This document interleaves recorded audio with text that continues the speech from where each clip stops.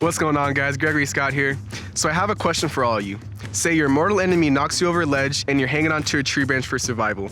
What do you need to do? Pull-ups!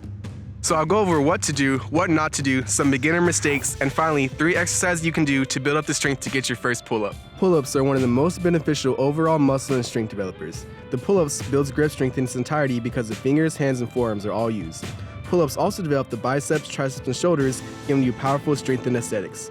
Muscles throughout the entire back are hit with enough stress to make them grow stronger, specifically the lats and traps. If you're keeping a good hollow body as you should, then your core is stabilizing and working as well. Knowing that a pull-up is such a powerful and effective exercise, it is important to do it correctly to reap the full benefits. With that in mind, we'll start from the very bottom of the pull-up, build a strong foundation, and do what are called Scapula Pulls. With Scapula Pulls, we're starting from a dead hang and 100% isolating and engaging the lats.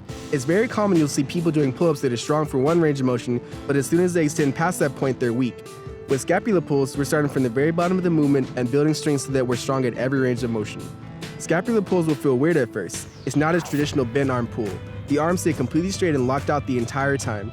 We're able to successfully engage the lats, we can start to add isometric holds or even start pulling from the bottom. Pull-up negatives, or negatives in general, help us build excellent strength, take us through the full range of motion of the movement, and help us learn the movement pattern without having to have all the required strength for the full and complete version of the movement.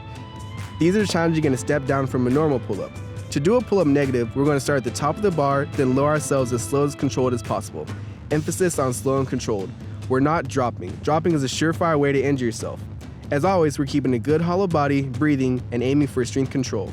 When you do these, just as you would for a normal pull-up, make sure you're lowering to a dead hang. If you're not, you're only building strength at a limited range of motion. Pull-ups! 3-way isometric negatives.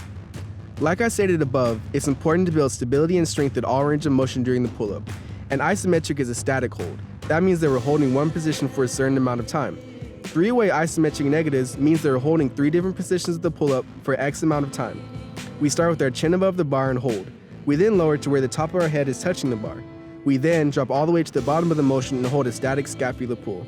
The increased timed intention is going to build strength, muscular endurance, and stability. Our grip and forearm strength is going to be greatly challenged and improved as well.